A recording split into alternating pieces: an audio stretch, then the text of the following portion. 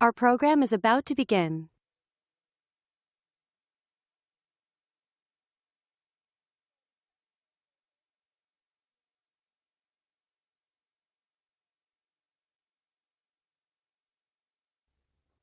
Please welcome to the stage Hande Chillinget, co-founder and CEO at Insider, and Peter Kemps, Surge Partner at Peak 15 Partners.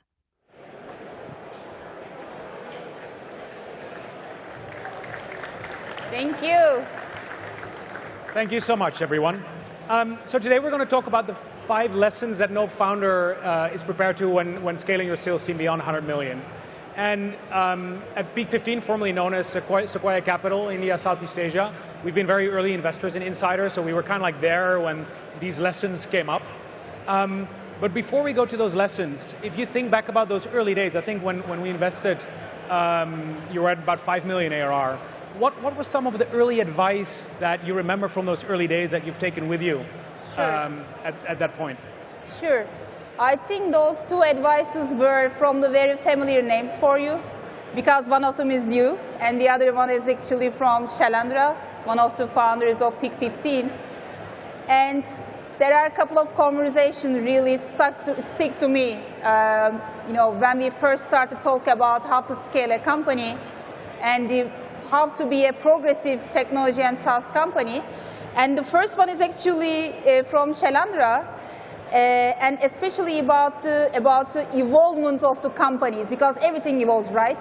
People evolves, companies evolves, processes evolves. And he talked to me that ambition evolves to purpose, intelligence evolves to wisdom, capability evolves to effectiveness, control evolves to delegation, insecurity evolves to trust, and entitlement evolves to gratitude. And I think today that's why we are going to talk about some sales teams and processes, learnings, and how we evolve the things at Insider by giving also a few examples from our daily lives. Gotcha.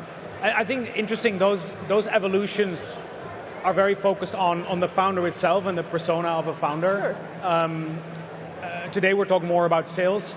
There was one more point you said you wanted to talk about, one from Shailendra, and you mentioned one from me. I'm very curious. What did I say that you remember? Yeah. I was coming to that actually. What you told me is, most important and precious things in life you can't measure. Think about those things. For example, can you measure love? Can you measure culture? So that type of things, most valuable things in life actually cannot be measured. This is what you told to me. So that's why I think today, while we are talking about points, or let's say lessons learned about how to do sales, we are going to both talk about measurable things and immeasurable things. Gotcha. The things you can measure and the things you cannot measure. And one of those things, if you think about it, is how you structure your sales and how the behavior of your sales team. And that brings us actually to we're going to talk about curveballs basically. What are the curveballs, the things you are not prepared for? And the first one is when you learn the difference between doing sales and playing sales. What do you mean with that? Okay, I think that's a little bit difficult to explain, but makes sense when you think how you apply it to your daily lives. So the thing is, most of the time sales leaders or CEOs are confused about leading indicators and lagging indicators. I think most of you guys already heard about the leading indicators in sales and lagging indicators in sales. And for example, as a CEO, in the very early days of Insider, I was thinking about mostly being focused on the leading indicators. What are those leading indicators? Sales pipeline, how many calls our SDRs are doing every day, every month. But once you concentrate on those, most of the time you miss your lagging indicators, which is revenue. You should better try to also focus on how to or to understand really what are the bottlenecks, why you can't reach the revenue targets. If you just focus on a specific measure, if you put a measure as a target, then it's not like a visible, or strong measure anymore. So that's why you should be concentrating on lagging indicators, revenue itself, try to understand your customer, try to understand, how to make this revenue. And at the end of the day, what is the bottleneck about, leading indicators is they can be played. And we all do that. As a CEO, I may do that, salespeople do that, your SDRs or account executives may do that. They would play with metrics if they are going to just concentrate on how many calls to do, how many leads to generate. So instead, you should be pretty much concentrated on lagging metrics, the result itself. Of course, there is also theory of input and output metrics. No one can say that input metrics are correlated to output metrics. What you put as an input will convert to an output for sure. So of course you should be able to measure your input metrics via dashboards. But dashboards, even at that scale, beyond $100 million of ARR, they are not like best indicators of doing the sales. So that's why I think you should be eliminating the manipulation through numbers, and then you should be pretty much focused on both leading and lagging indicators. Gotcha.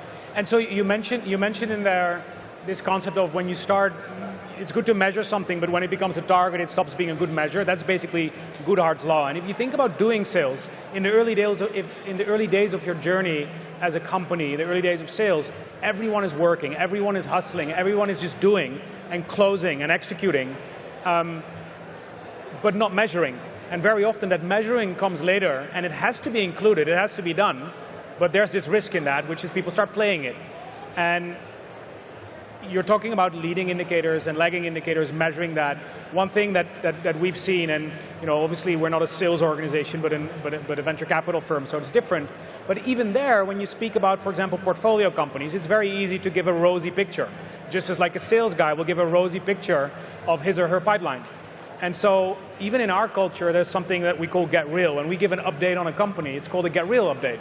Why? Because we're constantly reminded that you have to be balanced, you have to be honest, and we don't like what in sales they sometimes call the sunshine pump. Everything is rosy, everything is bright lit by the sun, etc. But just get very real. And that is in the culture and in how you measure things, right? Yes, absolutely. And maybe one more important about doing the sales and playing the sales. Most of the time, especially after a certain stage, sustainability and making it repeatable is so important.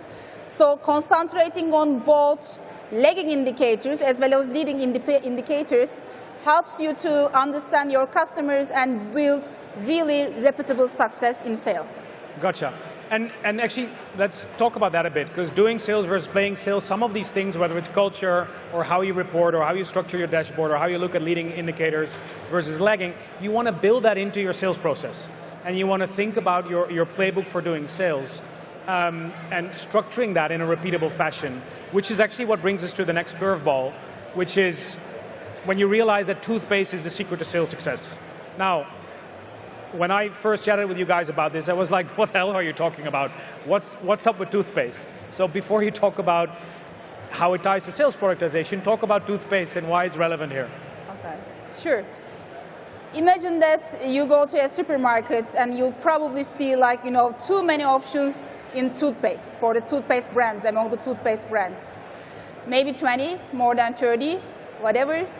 And all of these actually different brands and different features, concentrating on the consumer needs, trying to understand you expect whiter teeth or more healthier teeth or whatever, and do the sales accordingly. This is what we call a productization, right?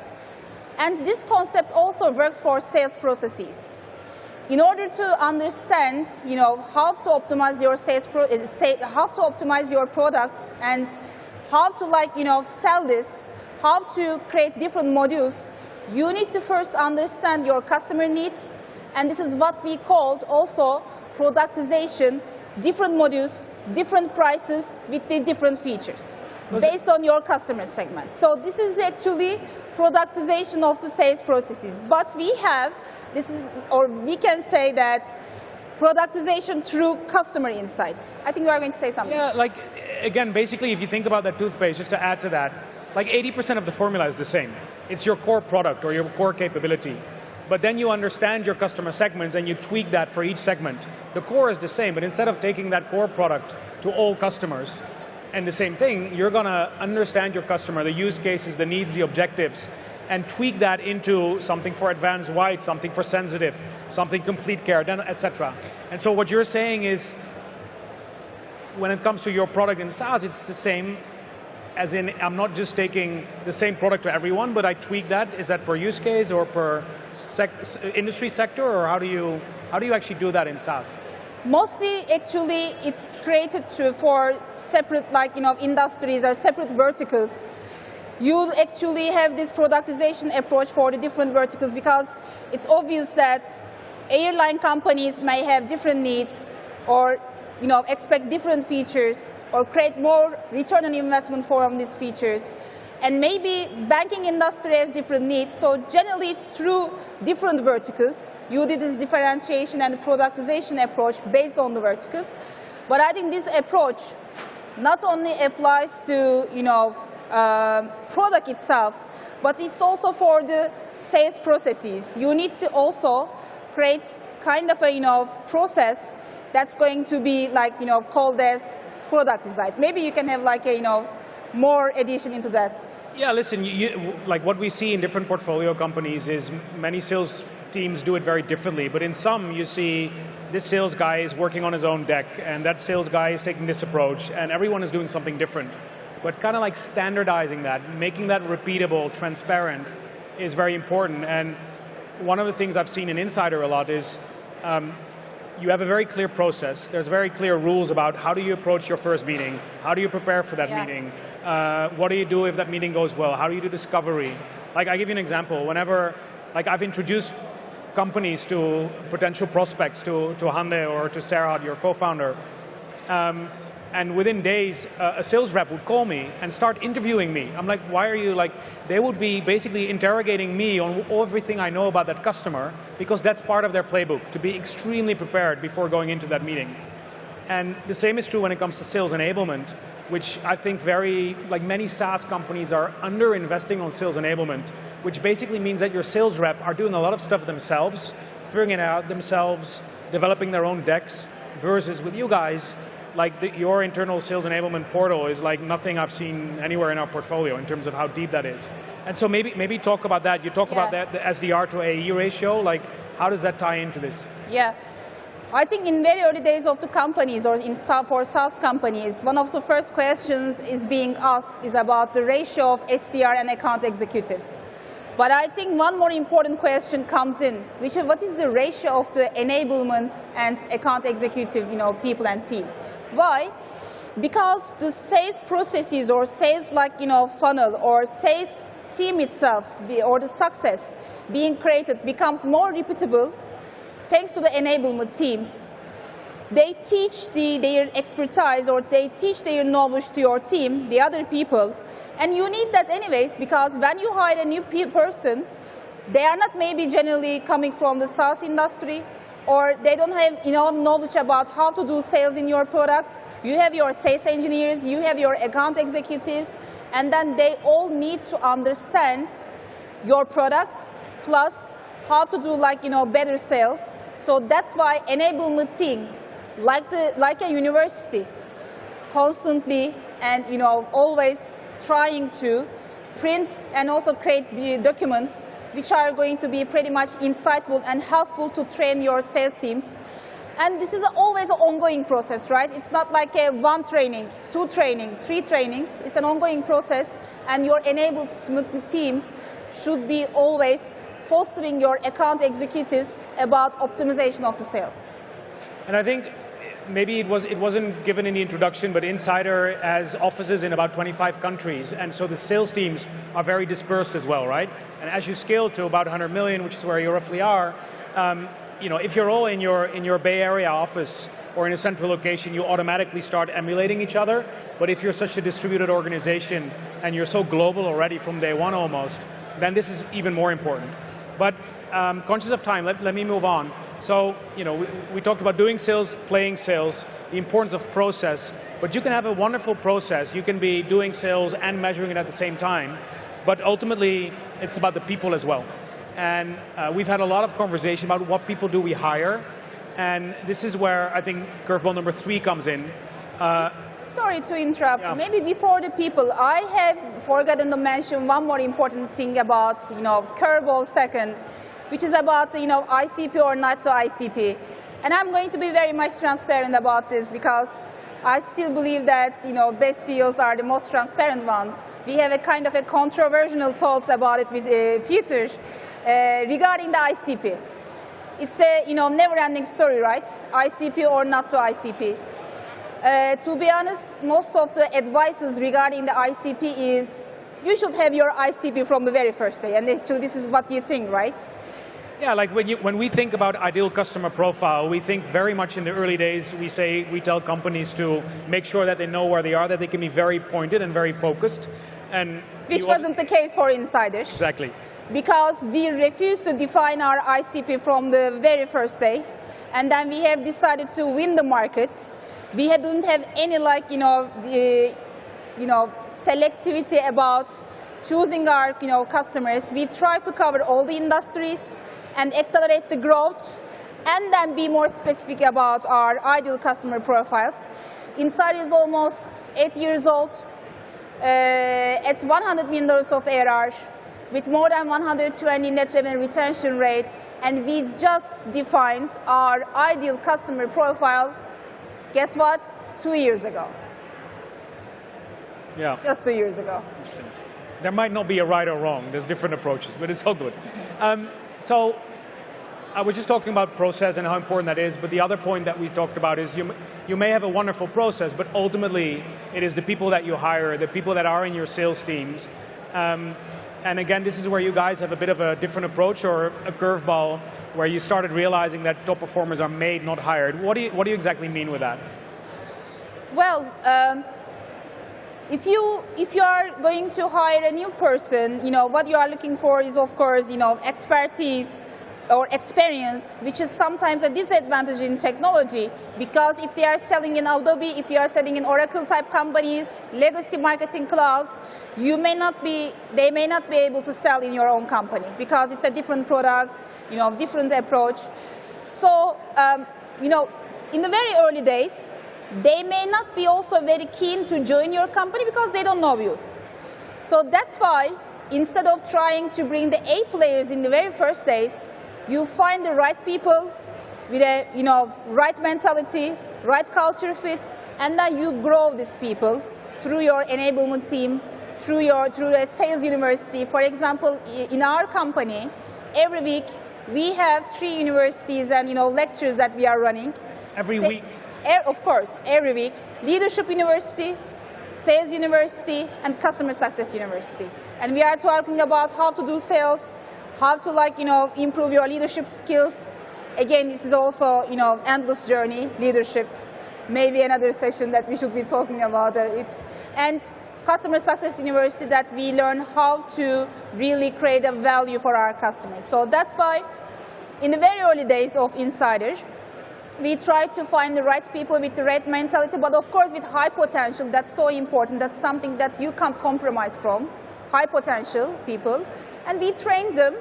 And then, just like the logic of A players bring A players, but B players bring C players. A players started to born and grow with Insider, and they've started to bring other A players outside. And there's a golden rule mentioned by Jason Lemkin a couple of times, and we should be never forgetting about this. This is so critical. It recommends that, and I think it perfectly applies to companies like us. 50% of your leaders, you should be growing them internally, interim leaders, interim sales directors, leaders, or whoever.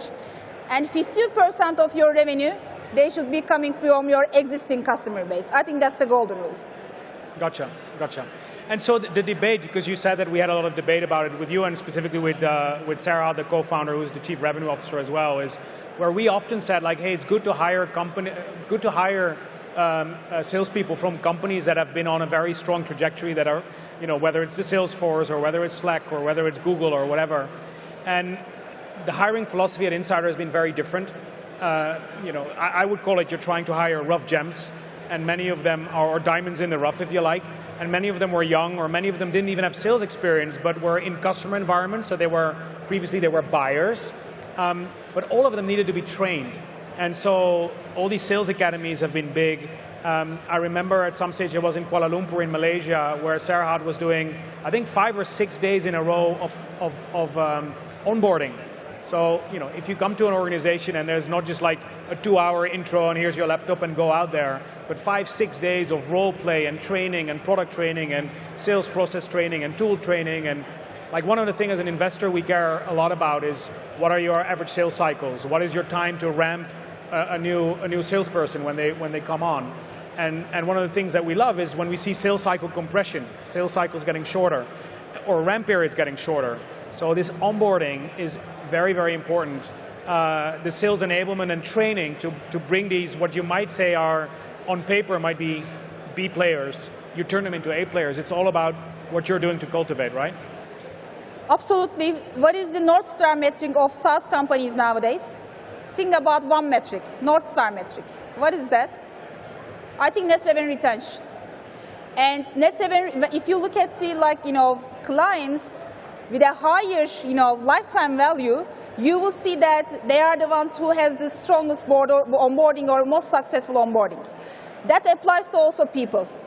For your customers, strong onboarding leading to strong retention, strong onboarding of your people leading to optimized sales cycles, shorter ramp-up times. Normally it's in SaaS, it's accepted at 9 months, by the way, but in Insider it's 6 months, thanks to our strong onboarding team also. So onboarding is so critical for higher return from your clients and also from your people, of course. And then it really affects the sales cycles in a very positive way. Gotcha. Let's move on to the next one. We talked about sales process and then hiring and specifically developing and training and enabling the people to perform well. But sales doesn't stand on its own. At some stage you realize that it's not just the sales guys going out there, but the marketing function is incredibly important. And demand gen is very important. Which brings us to curveball 4, which is when you start investing in demand gen, you're either too late or too early. Like explain to us why you've experienced that and what is driving that dynamic. Sure.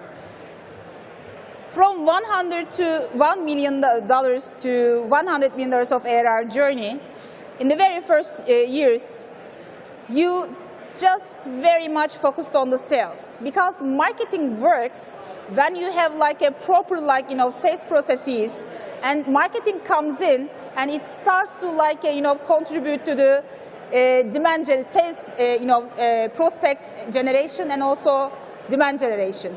However, without having a proper and at the same time strong sales processes clearly defined and clearly created, marketing doesn't work.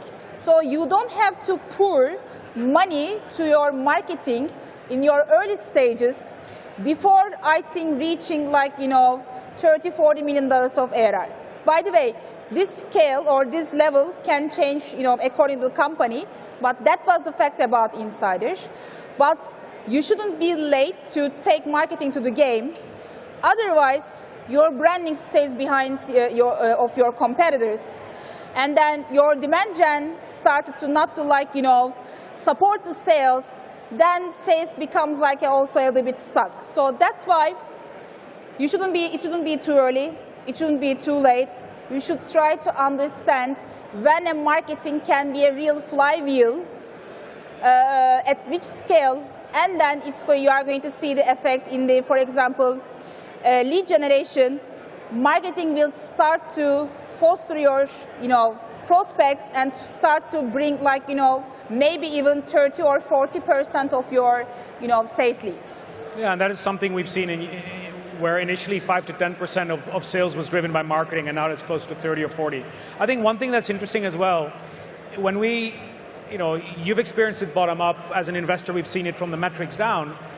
When you guys were from 5 to 50 million, your LTV to CAC ratio was about 10 to 15, which is insanely high. And you guys were very proud of it, and we were proud of it. And then at some stage we realized, hold on, we're leaving massive money on the table. We're massively underinvesting. Like the rule of thumb is for LTV to CAC to be about 3.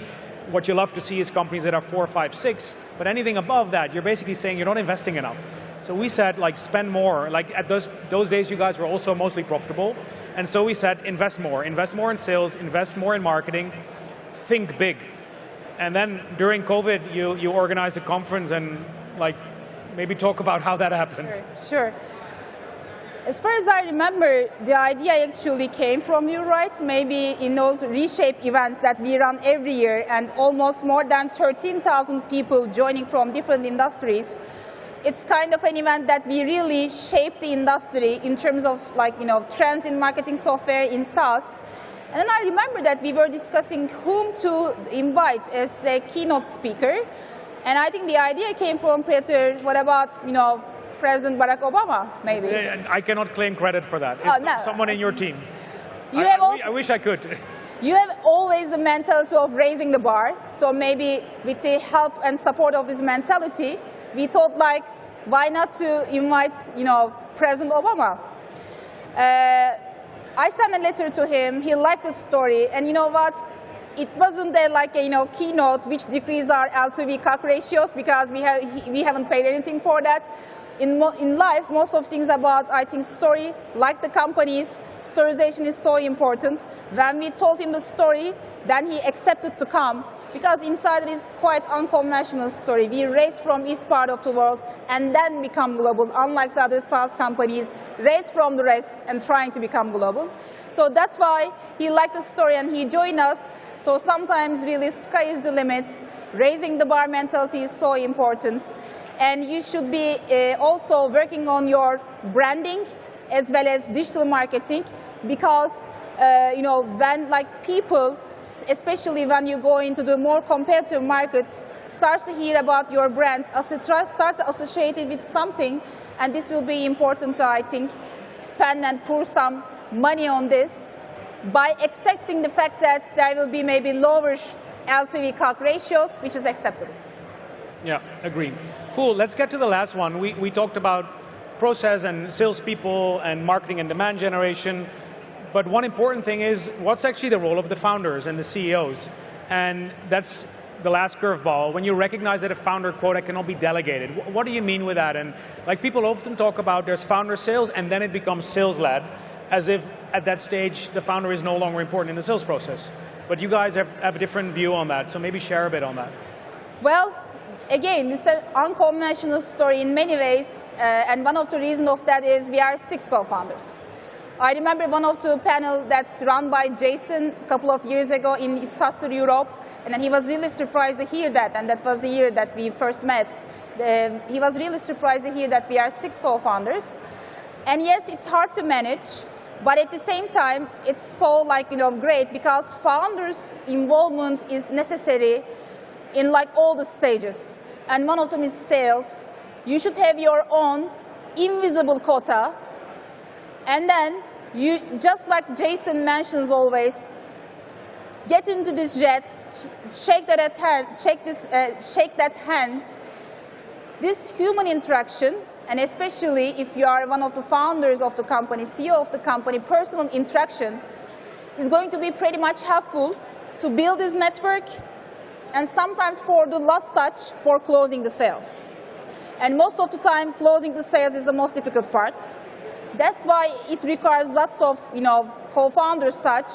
I believe that all the co-founders should be pretty much mobile, traveling all around their offices, motivating their people, reminding the why, And then, of course, meeting with clients, you know, even like every week. For example, at that scale of the company, most of the time I'm pretty much confused about the conflicts between the departments or discussions between the departments. For example, I'm just trying to understand whether the product is really good or not, for some feature or another debate. The best way to learn also is actually from customers. So both in sales and customer retention, you should be talking to your customers.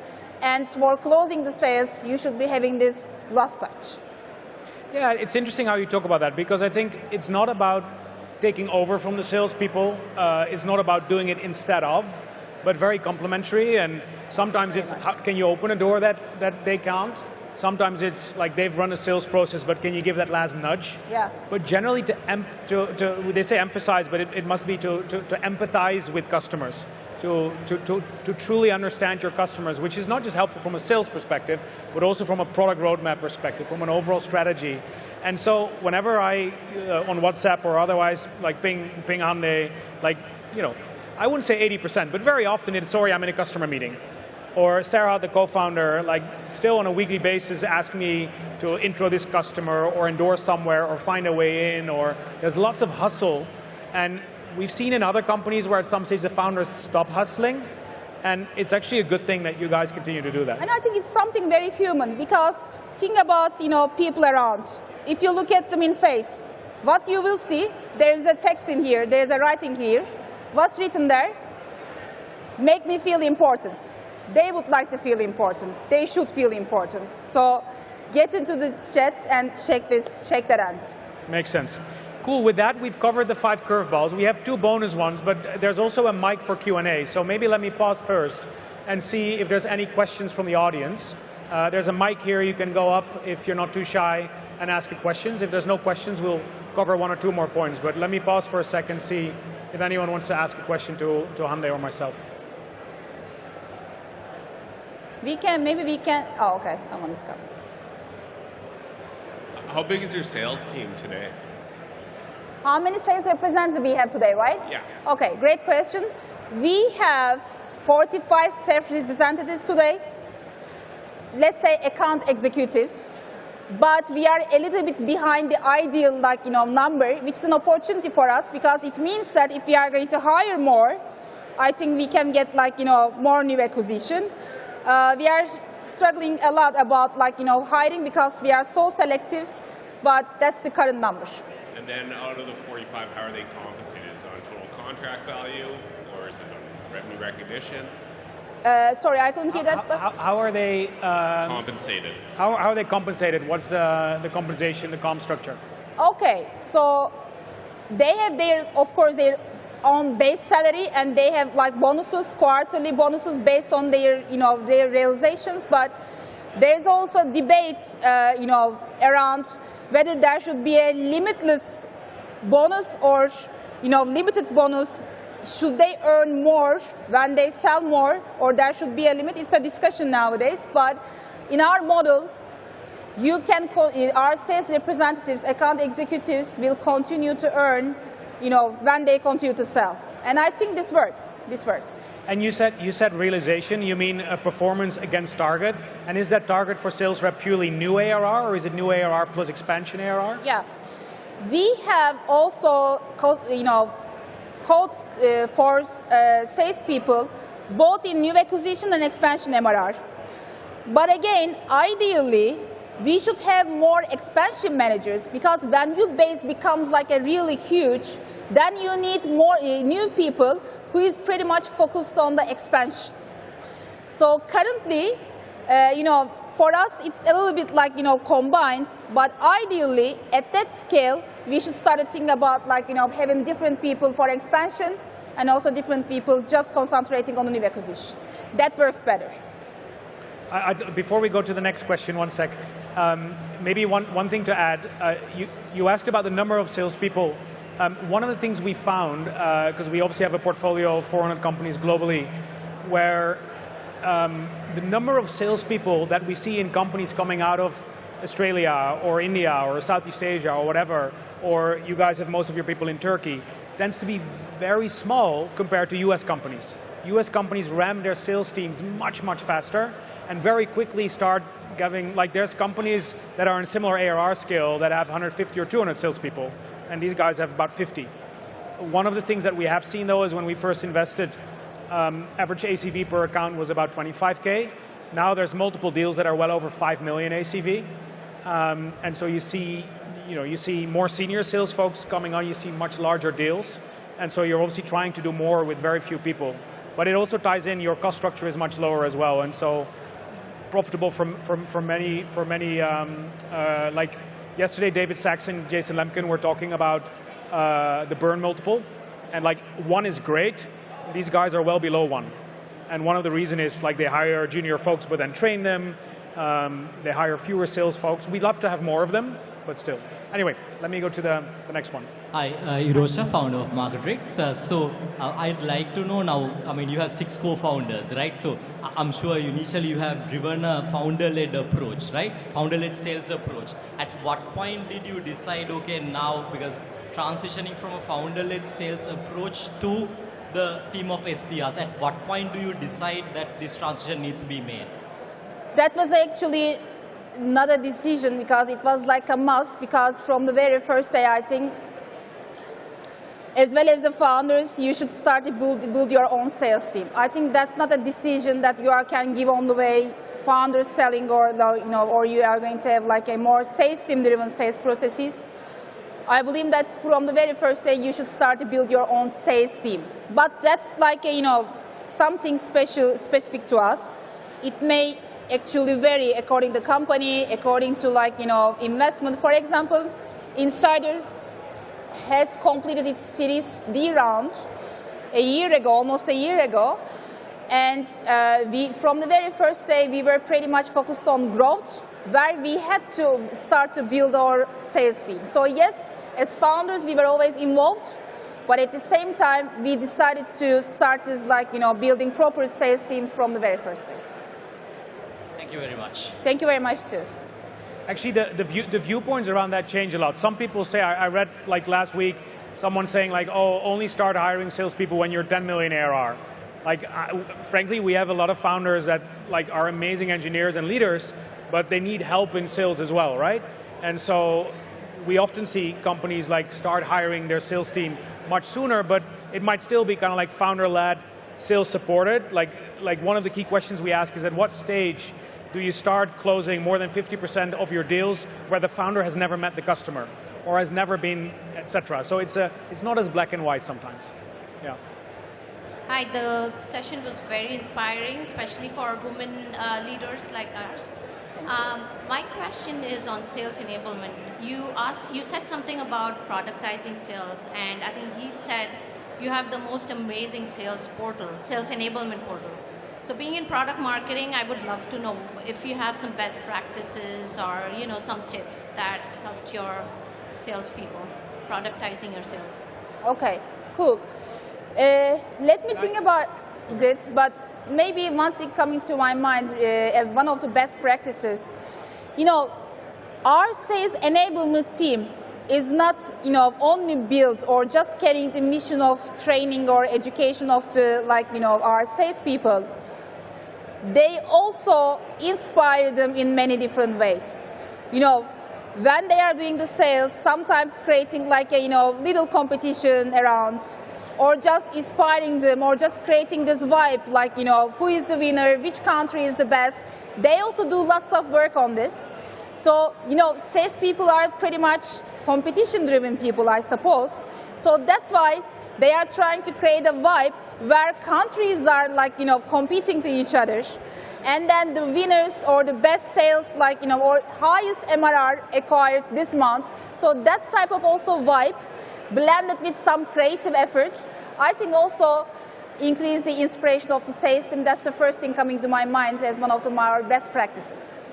when it comes to that sales enablement, I'll give you an example, right? I mentioned earlier how I'm being interrogated as a board member when I made a customer introduction. So there's a specific format or template that they use for that, which is on their portal. There is a lot of information about a big focus on what they call objection handling.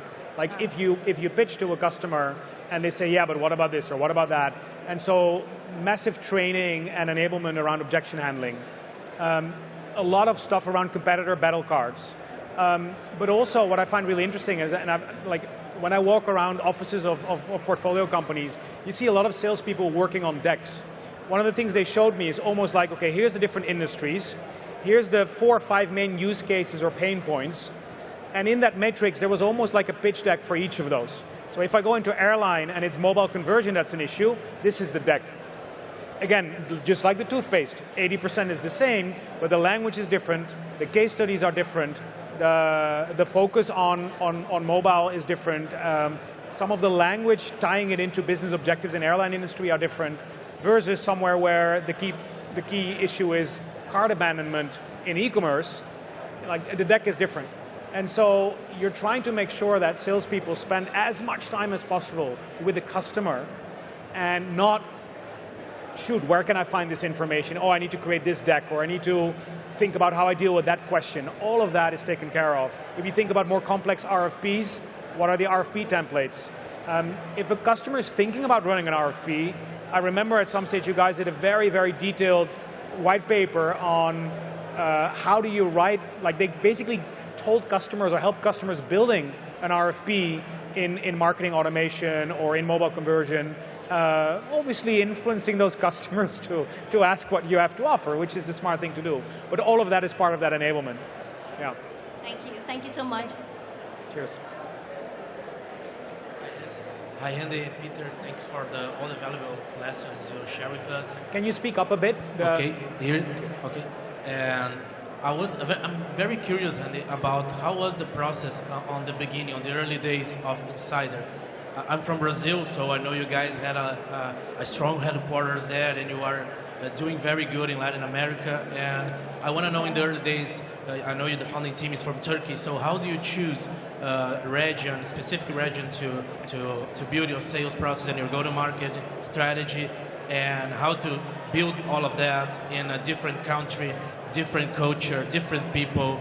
Very curious about that. And again, thank you very much. Thank you very much for the question. By the way, Brazil and especially LATAM is actually one of the fastest growing markets for insiders, actually. The market has a great potential, so thank you very much for the question. Well, the selection of the regions or where to start was a little bit tricky for us because we were thinking that we should go Asia first, not only because of its potential, also because of that maybe being less competitive compared to US, but we were wrong. Because I believe that nowadays, especially on the last 10 years, non-US revenue is pretty much important for legacy marketing clouds or our competitors. So I remember some of the RFPs we joined in the region, like Singapore Airlines and some of the others. Every big, marketing clouds, our competitors were already there. So that's why that was the, to be honest, first logic why we have chosen Asia. We were thinking it might be easier and faster to grow there because of being less competitive, but we were wrong. It was already very much competitive. And then the other regions, actually, we decided to continue with Europe and then actually LATAM, because that was expected trajectory, right? First Asia, great potential in mobile. By the way, everyone will think that US is the leading mobile market in the world, which is not the case. Even if you compare to mobile active users, Asia is the biggest one. Not because of having a very much improved mobile markets, because of the income levels. People cannot afford computers, so instead they use cell phones. So the great explanation of that is desperation is the motivation. They don't have computers, so that's why mobile market itself is so improved. That was the reason. The potential being less competitive, or assuming that it's less competitive, was the reason that we have chosen Asia. And then we continue with Europe. It was an expected path. And for Brazil and especially LATAM, there are a couple of reasons.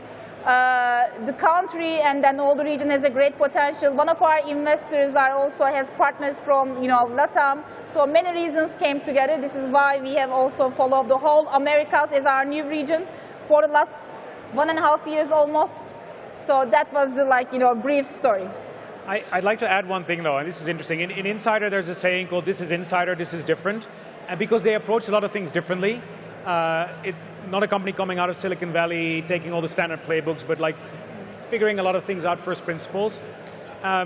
We've actually had a lot of debates. Like when we have in other portfolio companies, people are thinking about, hey, I want to go into a different market, and they write a business case or do a lot of work. And sometimes we had board meetings, and Ande or other co-founders would say, oh yeah, by the way, we opened up in Sweden, or we opened up in Spain. And we're like, oh, we didn't know. Why? Oh, we met someone who was amazing, and we think that they can build a team. And we're like, why would you do that? And the argument was like, I can add one more guy in the UK or in Singapore or in the US or in LATAM, but we have a team already. This one person in a new market might actually be much more effective and have much more basically market opportunity to go after, which is a very different approach than you see in other companies. But it's this hustling, early stage attitude, which is why we're now in 25 countries. But yeah. That's pretty much right. If you have a repeatable sales model that you build strongly in the early days, then once you find the right people in one country or one region, then actually you can sell to, or you can also give a start in this country, because you have already a working engine there. Just you need to replicate it. Once you find the right person, then you can actually give a go. Gotcha. Just a quick follow-up. Can we take a picture after that? It's for my girlfriend. Yeah. She's a strong admirer of your work. Thank you very much. Thank you. Of course, why not? What about having all together? We are going to turn back with Peter and having all together photos and also separately with you. What do you think? Are you in? Perfect. We're at the end of time. Thank you very much, folks. She's also marketing manager at Insider at Brazil. You know the ABR logic, always be hiring. I would like to meet her. Maybe we can think about potential. Thank you so much, everyone. Thank you very much. Thank you. So let's take a photo together. I'm going to turn my phone to here. Let's do something that we are going to all remember. Let's raise our hands. Hello, sister. 1, 2, 3. Thank you. Thank you so much. Thank you.